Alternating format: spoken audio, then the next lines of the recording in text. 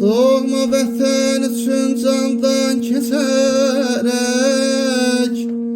qəlblərdə yaşayır hər an şəhidlər.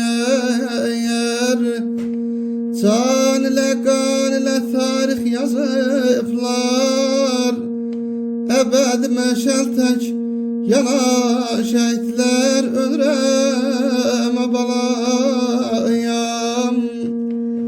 zulmə əsarətə boyun əyməyib, düşmənə döyüşdə aman verməyib, qisasını almadan özü ölmək babalam. Yurdu candan əziz sanayan şəhidlər.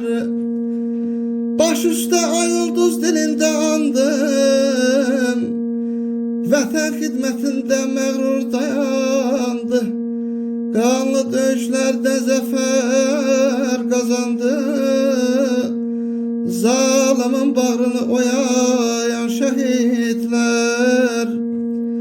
Nərəsi titrədi yurtda, nərəsi titrədi yurtda dağdaşı. Anacan oğlun üçün tökmə göz yaşı.